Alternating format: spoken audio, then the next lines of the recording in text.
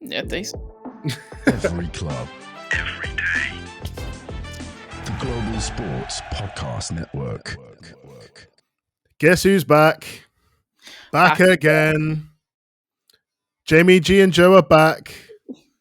Tell a friend on all social platforms, please. Thank you very much. Hello and welcome to the Daily Brighton podcast brought to you by the Global Sports Podcast Network. We are back. Double recording day. It's 8:30. We're tired, but we're here and we're going to talk about the Seagulls' upcoming game against Newcastle at St. James's Park, a trip to the Toon. I am joined by the man himself, Jamie G. How are you, sir?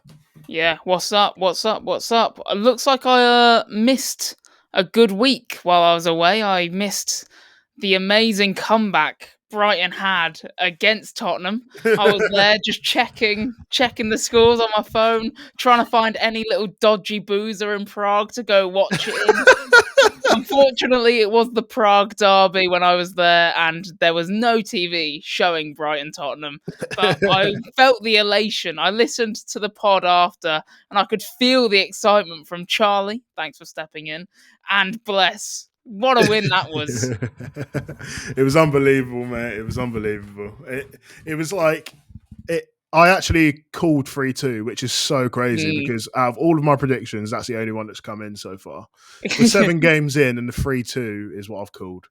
So I'm actually surprised they didn't call me out because if mine and Bless's preview pod for the Tottenham game, I said 4-1 Tottenham. If it's anything like if it was anything like the Chelsea game, which I'm thankful the second half wasn't at least. I hear the first half and I watched the extended highlights.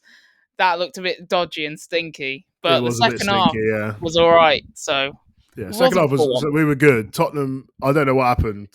But, fell apart. Yeah, it was unbelievable. It was unbelievable. And actually went out and was just staring into space at one point at the end of the game. He actually looked like he's going through the maddest time right now.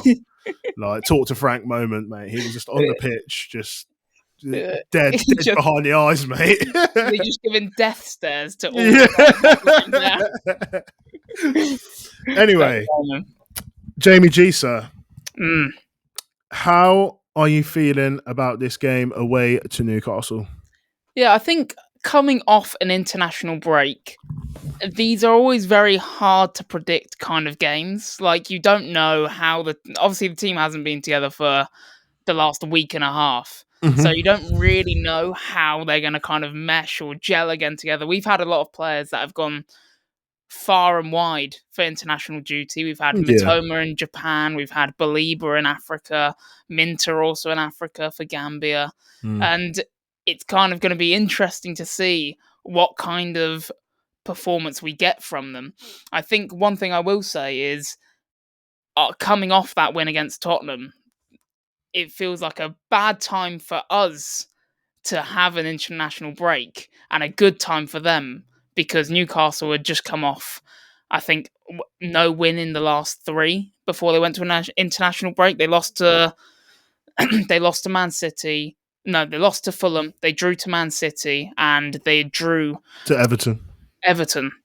Yeah, it's come at a good time for them, that international break. They can kind of reset, recharge. Mm-hmm. They've had players that haven't gone very far, other than, I guess, Bruno Guimaraes and Joel Linton, who have gone to Brazil. But a lot of their players are Harvey Barnes and Isak and Anthony Gordon.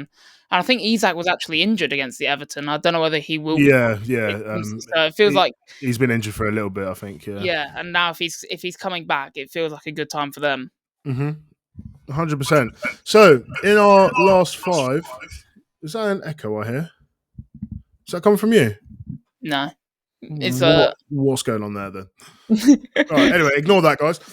In our last 5, we won 1, which was the Evan Ferguson hat-trick at the Amex.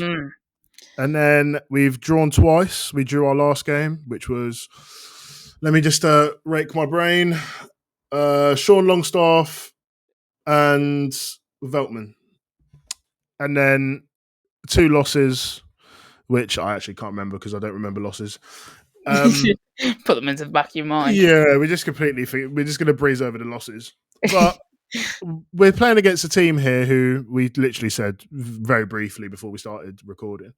They're very, very inconsistent. Very inconsistent. They boast one of the best defenses in the league. I'm pretty sure they've only conceded like 7. But on the other hand, they've only scored 8. And they have looked a little bit toothless at times. So, what are you feeling? What do you think?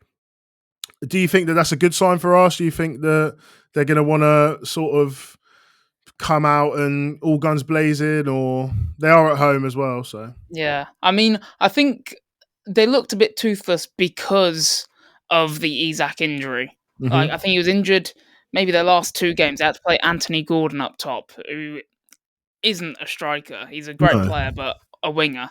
And they've kind of had to just find a role for him. And I think Callum Wilson's also been injured for them, so they've had no striker to kind of turn on. They've got 2 very good strikers and not been able to play either of them. Yeah. I think if Isak does come back, I'd be worried, or I'm kind of worried because I think he's an absolute quality player. He is, to be fair, yeah. And I think he can offer so much. He's he's clinical in front of goal. He's always making movements. He can drop deep. He can take on defenders, and that's where I worry. And I think I also worry about, I guess, the kind of pace of Anthony Gordon, especially in behind. When he's on fire, when he's on form, then he kind of looks like one of the best wingers in the league, really. Well, or at least maybe top 10. That could be just a blanket statement. I haven't looked about it too much, but I'll just say it, throw it out there. So yeah, I think the inconsistency, they are very inconsistent. But one thing I think Eddie Howe brings to that team as well is a lot of intensity. Yeah. And that is one thing you can always kind of count on them to do, is a high press, a lot of energy, a lot of pressure, a lot of people just trying to win the ball back and not giving you any time on the ball. And that's kind of, not sure how the game will go, but I feel that's kind of how I see it. It's just a lot of intensity that we need to watch out for. Well, I've seen on the Daily Newcastle TikTok and sort of just on general Newcastle sort of discourse, that they have sort of been tinkering with Harvey Barnes, Jacob Murphy, Gordon, who's going to play where. They've obviously got the midfield 3, which would essentially never change if it was down to them. But yeah, I think the change is maybe what is bringing the inconsistency. But speaking of Gordon, Murphy, and Harvey Barnes or Isak, in the next segment, we're going to be talking about where we think that they can hurt us. So you're going to hear from our sponsors over at Zencastr, and we will catch you for segment 2. Do you have a story to tell that the world needs to hear? Have you struggled with reaching new audiences who are engaged with your stories? It might be time for you to start a podcast. Let me tell you about a platform we use here at the Global Sports Podcast Network called Zencastr. Zencastr makes it easy to start a high-quality podcast built for growth from day one. With 4K video recording from your phone and AI editing that automatically removes ums, ahs, your nose, and 22 other speech patterns. Zencastr makes it super easy to start a podcast that sounds great. Ready to tell your story? Check out the link in the show description to learn more about Zencastr. Welcome back. It's section 2, segment 2, whatever you like to call it. Jamie G, blanket statement, but where can they hurt us? I think I alluded to it before the break. I think the press is going to be an interesting one here. How well will whoever plays at the back for us, whether it's Adam Webster and whoever plays alongside Lewis Dunk, how well they can deal with the intense press, and how well the midfield can deal with the battles of... Because I think one thing I always look at with Newcastle is that their midfielders, Joel Linton especially, they're just kind of beasts. It's like a like for in terms of size and stature with Belieber. Like they That's gonna be a war. I'm not gonna lie. It's yeah, gonna be a war. that's gonna be an absolute battle. They're gonna absolutely just kick each other's legs, shoulder barges left, right, and centre.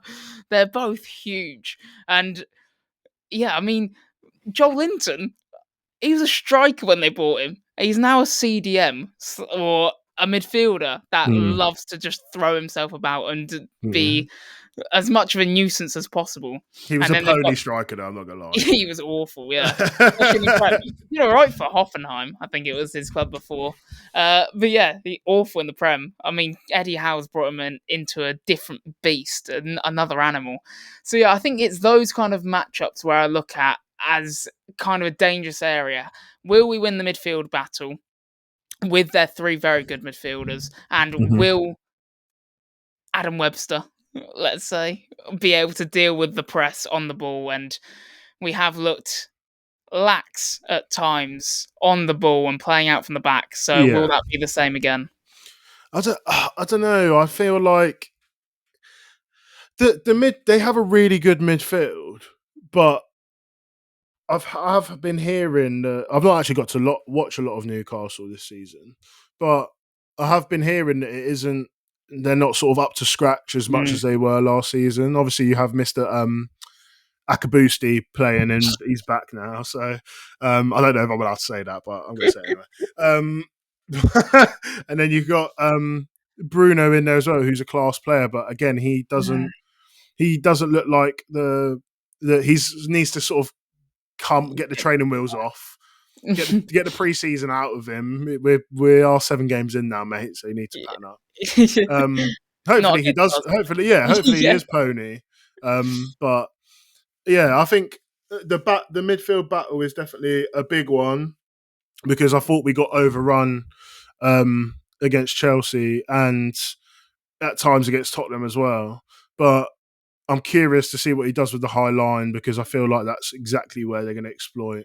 Against Tottenham, they were genuinely in one-on-one within 20 seconds of the first half. Yeah. Like, I remember messaging you saying, this is crazy. Like, yeah. Did they obviously not listen to the Daily Brighton podcast? Because no. we've been telling you about this. So, but do you think it will be Adam Webster then, or do you think it would be Igor again? Yeah. Well, how well did he do against Tottenham? He was all right. I feel like Igor suits a team that would sit back a bit more than us potentially. Yeah. But he reads the game like quite well. Yeah. But I don't know. It is risky, and I know just for a fact that he's going to be looking at in January. He's going to be looking at centre backs. I wouldn't even be surprised if 2 come in. To be honest, yeah, he has to. The reason.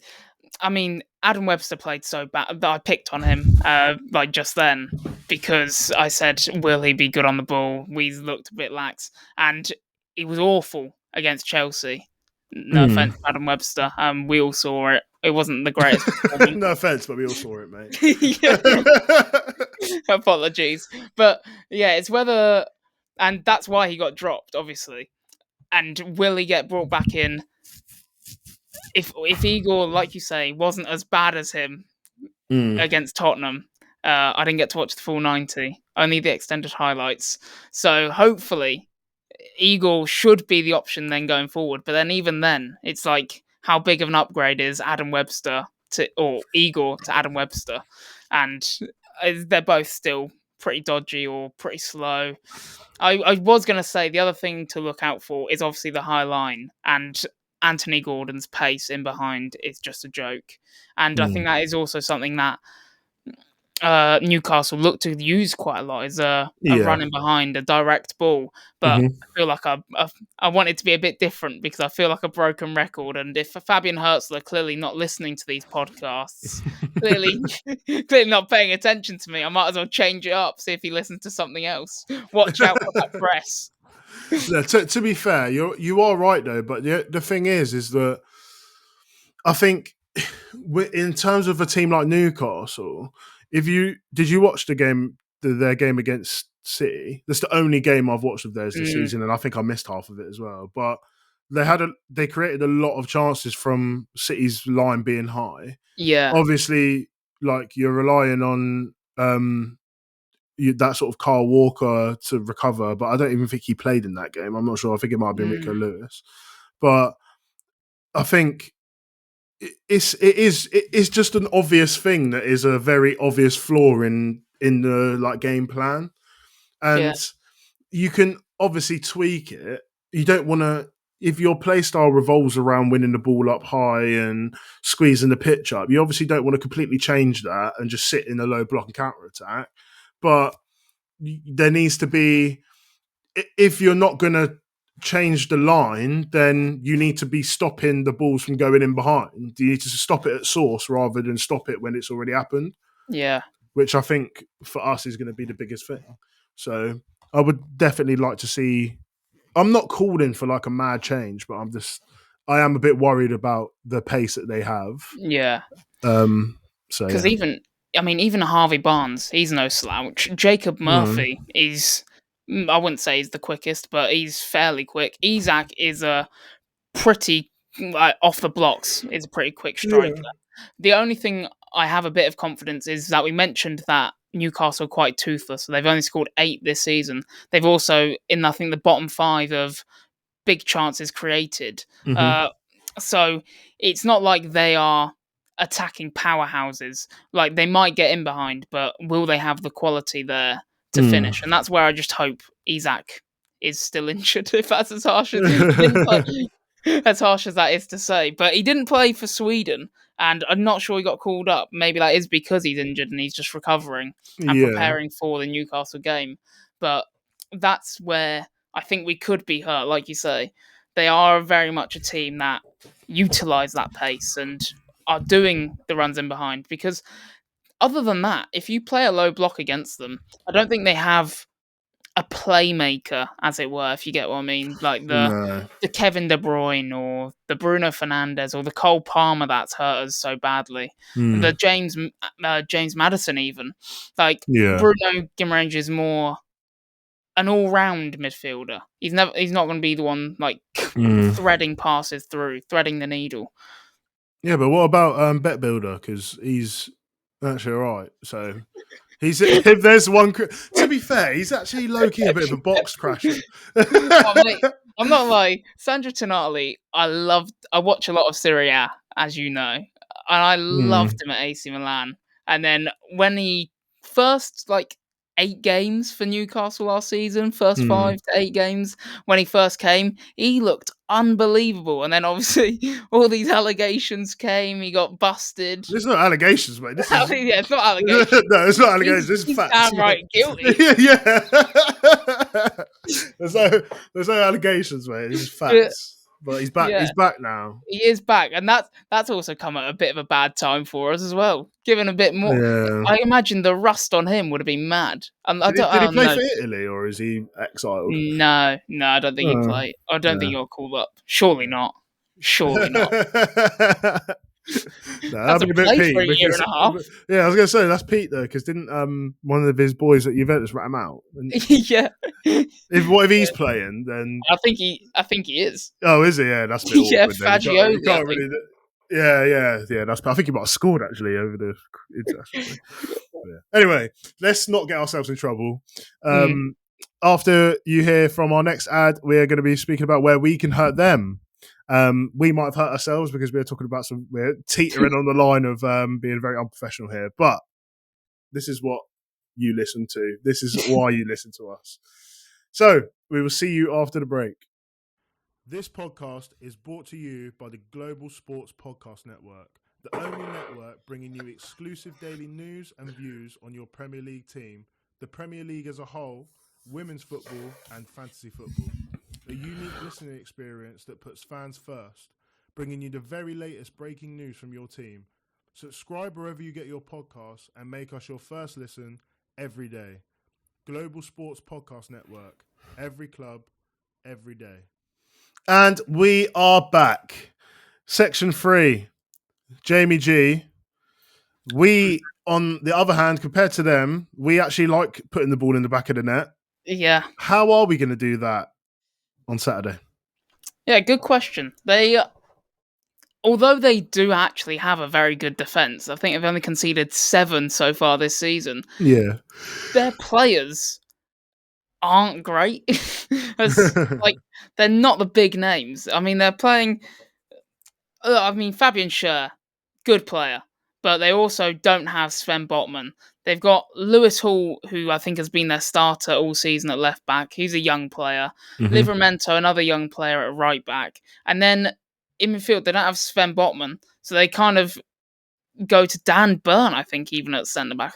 Yeah, I think Dan Burn plays the centre back now. Has he played their centre back? Yeah. Yeah, he played the last game in centre back, I'm pretty sure. The former Brighton man. And I mean, he's missing a finger. He is missing a finger. That's confirmed as well. That's not an allegation. That's confirmed. That is confirmed. I've seen it with my own eyes. But yeah, I mean, it's not the... One thing I will say is that they're very good in the air. No, I don't think Danny Welbeck's winning many headers, so no balls into the box, no crosses, hopefully. No, unless they're low, that'll do. Yeah. But I think they will be susceptible to a Danny Welbeck dropping in deep, and they'll just kind of be confused. Like, will Dan Burn follow him? I mean, centre back, I think his left back seems to be his preferred position. So centre back, he seems to just be filling in a slot. So will he follow him? Just confuse Dan Burn a little bit, I reckon. Yeah, 100%. To be honest, I actually would quite like to target the fullbacks because even though I think both of them are actually really good, like good up-and-coming young talent. Yeah. But Lewis Hall is quite brash. And, I mean, to be fair, Livramento, not so much. But Livramento also has like a ton more experience than Lewis Hall does. Yeah. But obviously, we talk about our wingers all the time. We talk about how we can hurt them. Oh, it's just going to be our wingers. But I'd quite like to see if we're going to go Kadioglu and... Wait, who was it last game? I can't remember. Why has my brain gone blank? Kadioglu. Was it Veltman?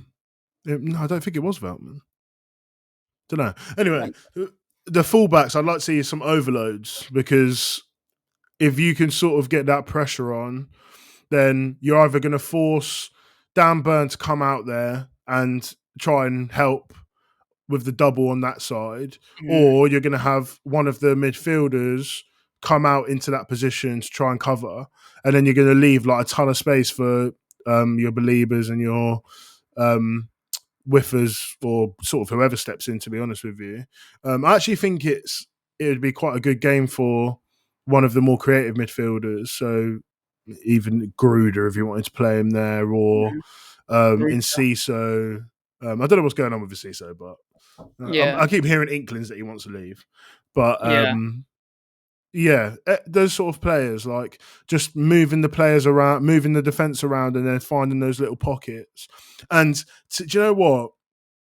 We haven't spoke about him like basically at all, really, on the pod. But Jorginho Rutter, that guy on the ball is unbelievable, mate. Yeah, it is actually unreal. I keep saying that to Bless, and Bless isn't buying it. I'm thinking Bless said it was a big. I'm calling you out, Bless. Sorry if when you listen to this. Bless said he was a big downgrade on João Pedro. I don't think he's a big downgrade because, I mean, even the extended highlights, both goals were from Jorginho Rutter's making, like in the second half. That cross, cross, that was unbelievable. He didn't get credit as an assist for that. No way. No, he didn't get it. No. Wow. I mean, that was actually, I feel like he slid there knowing like Welbeck's in the box. Yeah. 100%. No, he's unreal. With the ball at his feet, he's so good. And like, I think him in those pockets is very good. Yeah, 100%. And it also gives, as good as Danny Welbeck is at linking up the play, it does give Danny Welbeck that sort of freedom to sort of be in the box and be ready for those like sort of chances that are going to fall his way. But I don't know. I think that you can definitely, you can't just look at their defensive record and be like, we're not going to score, because we are pretty free scoring anyway. Yeah. So I think I do feel like we're going to score. And one thing on your earlier point about their fullbacks, targeting their fullbacks, they do also like to leave Anthony Gordon high up the pitch, just to ready for the counter. So yeah, you can kind of and against Minter or against Matoma, depending on what side he is on, I think that is where our wingers could actually shine when there is no double team, yeah. and it is 1v1.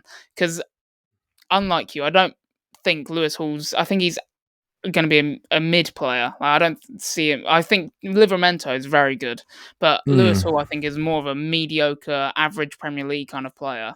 mm. So I think he can be targeted. I did see one stat that Newcastle have conceded the most penalties so far this season. So I think that's where they could get into a Such a couple of random trouble. stat. Yeah, actually won. If we can win a penalty out of them, and Brighton, I think we might have actually won the most penalties. There you go, mate. So there we go. Am I actually foreseeing the future? You might be. You might be. I did it last 2 weeks ago. So yeah, anything's possible, mate. Penalty 1-0 win, Brighton. Okay, I was literally just about to ask you for your prediction. I think it would be unbelievable of me to not see us conceding a goal here. Yeah. I'm going to go for. Do you know what? I'm going to do it again. 3-2 Brighton. I'm doing it again. By the way, 1-0 wasn't actually my prediction. Yeah. I'm going to go. 2-1 always sounds so basic, but I'm going to go 2-1 Brighton. A tough game away from home, but a penalty to win it. Right. And of course, if there's one thing that needs to be predicted on this podcast, and the man who does do that prediction every week isn't here. So because you're not here, bless, I'm going to do it for you. Danny Welbeck knee slide. He'll be the one taking the penalty. Yeah. Danny Welbeck knee slide. So, guys, it's been an absolute pleasure. Make sure that you follow us on all social media. Let us know what you think the score is going to be in the comments on this podcast, the comments on YouTube, anything like that. Follow us everywhere, subscribe to us everywhere, and we will see you in the next one. Thank you for listening. Jamie G, sign out. Peace out. Every club, every day. The Global Sports Podcast Network.